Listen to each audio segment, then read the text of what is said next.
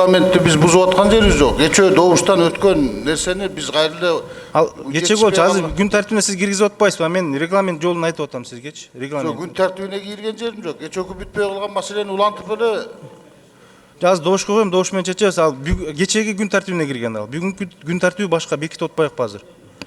Дастан Арсызбекович эгер Азыр бекитип атасыз күн тартибин. Сиз сунуш киргизип атасыз. кечээкүнү улап бериңиз деп атам да. Кечегини булан кече анда күн тартибинде аягын андай каралган жок да. Калып калган күн тартиби бүгүн каралсын деп. Анда кечинде сунуш берип койсоңуздар болмок. Улансын деп. Мурда мурунку калып калган күнүн эртеси улап кетип эле иштеп жүрбөдүк беле? Жок, аны добуш менен чечип алчык. Максат Исенович, эми билесиздер, добуш менен чечип алчык. Мен мыйзам менен кетип атам. Сунушуңуздарды азыр киргизиңиздер, мен коюп берем. Жок, сунушту мен кечөө Ада эч киргизем. кандай Кечөө Ал добуш кечеги берилген. сиз кечеги күн тартибине киргиздиңиз. Ага каршылык жок. Кечеги күн тартибине киргиздиңиз. Азыр күн тартибин жаңы бекитип атпайбыкпы, мына көрүп атасыздар. Ар бир сунуш берилип атат. Добушка коем. Мен регламенттин эмесин айтып коюп атам. Күн тартибине кирип атканда бардык маселе каралат. Эгерде тийиштүү комитеттерден өтүп келсе, мен комитетке палатага алып чыгат. Биз биринчи жолу мен бүгүн шайланып келген жаңы депутат эмесмин. Эгерде андай кыла турган болсок, анда бардыгын ушундай кылышыбыз керек. Ана бүгүн эле ушул вопроска келгенде эле кайра добушка коюш керек болуп калып атабы.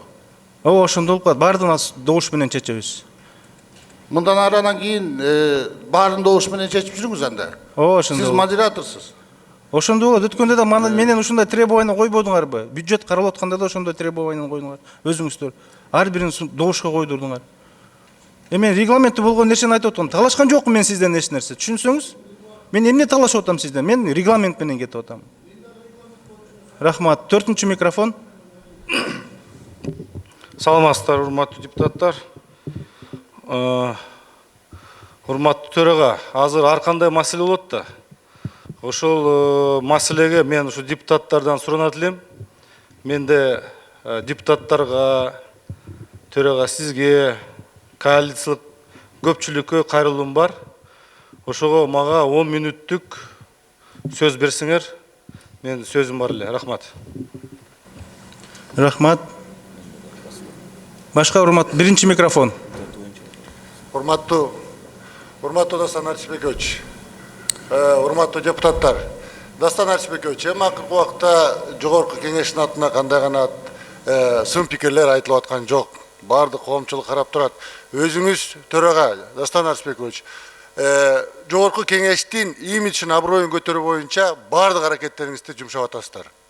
Кечээ Максат Эсеновичтин жанагы экс-президенттин акыркы берген интервьюсундагы Бабанов жөнүндө жана башка саясий иштер жөнүндө, саясий куугунтукка калган биздин коллегалар, саясатчылар жөнүндө маселелерди көтөрдүлөр. Анан бул жерде чочуй турган эчтеке жок деп ойлойм. Коомчулук, урматтуу депутаттар карап турат, шайлоочулар карап турат. УКМКнын жетекчисин, башкы жетекчисин чакырып, бир жарым саат ууп койгондон эчтеке өзгөрбөйт адамча. Дастан Арсызбекович, сиз бардык аракетти жумшап атасыз. Азыр регламент айтып атасыз. Бирок көп мындай маселелер кече жалпы чечилди эле. Бүгүнкүгө деп бүгүнкү эсеби дегенде кече баягы күн тартибиндеги суроолор каралып атып жетишпей калдык. Бүгүн бир саатта айтып коюп койсоңуз, эки жетекчи келип, ал жарым саат маалымат берип койгонго эчтеке болбойт. Себеби дегенде бул маселе өзүңүз да басма сөз маалымат каражаттарынан Бабановго байланышкан маселе. Ошол эле экс-президенттин интервьюсу боюнча, ага укуктук баа берүү боюнча, керек болсо күнөөлөрдү жазалоо боюнча күнөөлүүлөрдү, мындан ары мындай иштер болбош үчүн бардык басма сөз маалыматтарда талкуу болуп атат. Дастан Арсызбекович, жогорку кеңештин аброюн көтөрүүгө дагы жол айтам. Сиз бардык аракетти жумшап атасыз. Тышкы саясатта да, ички саясатта да. Мына бүгүнкүгө кече добуш менен кабыл алдыкпы? Бүгүн бир саатты белгилеп коюңуз, карап коелу. Бул жерде чочуу турган эчтеке жок. Урматтуу депутаттар, Дастан Арсызбекович, дагы бир жолу кайрылам. Рахмат, Руслан Айтбаевич, эми мен азыр сунушту киргизсилер, бүгүн күн тартибине киргизели. Кечинде күн тартиби жыйынтыктап атканда сиздер сунуш берген жоксуздар да, эртең ушул улантылсын же каралсын депчи. Азыр жаңы күн тартиби бекитилип атат. Азыр киргизип коюңуздар, мен добушка коюп берейин. Сунуш бериңиздер, мен ошол үчүн ортоңку микрофонго чыгып сунушуңуздарды мен айтыңыздар деп атамын. 1-чи микрофон.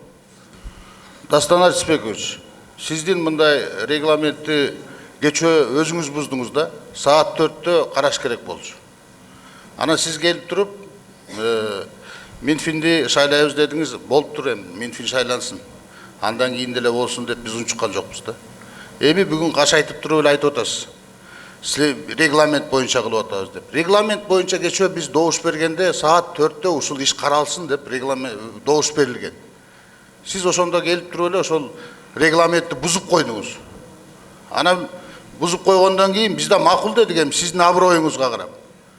Анан эми сиз келип бүгүн биздин аброюбузга шек келтирип атасыз да, силер регламентке карата иштебей атасыңар, бүгүн айтпай атасыңар деп.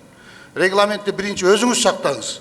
Андан кийин биз ошого жараша сунуш беребиз.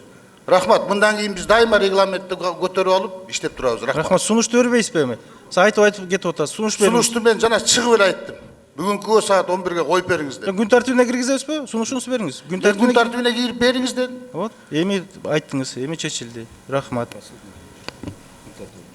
Мирлан Исакбеков сурап атат күн тартиби боюнча. Саламатсыздар, урматтуу депутаттар. Бизде бир токтом долбоор бар эле. Азыр мына 80 жылдыкка, парламенттин 80 жылына карата иш чаралар боюнча белгиленген баалуу белектер боюнча ошону бир токтом долбоор комитетте каралган опростун менен күн тартибине коюп кабыл алып бериңиздерди суранып кетем. Рахмат. Рахмат. Урматтуу депутаттар, азыр сунуштар келип түштү. Мен өзүнчө коёмун. Республика Ата журт фракциясынан сунуш келип түштү. Саат 11-ге тийиштүү органдарды чакырып, укуктук органдарды Өмүрбек Бабанов жөнүндө маалымат угалы деп, мен аны өзүнчө коёмун. Анан Бакыт Эргешевден да келип сунуш келип түштү. 10 мүнөттүк ар кандай маселенин алдында дедиңиз, ооба, өзүнчө коёмун. Ар кандай маселенин алдында 10 мүнөттүк убакыт сурап атат, лидер фракциянын убактысын. Аны да добушка коёмун, урматтуу депутаттар, өзүнчө. Анда биринчи сунуш Республика Ата журт фракциясынан келип түштү. Саат 11-де тийиштүү органдар чакырып, Бабанов Өмүрбек Токтогулович боюнча маалымат угуу боюнча, туурабы, Руслан Айтбаевич? Добушка коём, добуш бериңиздер.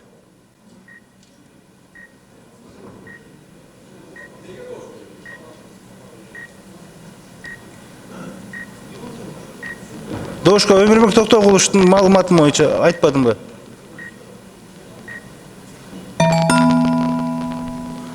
Макул 23, каршы 3, баары 26, катталды 95, сунуш өткөн жок.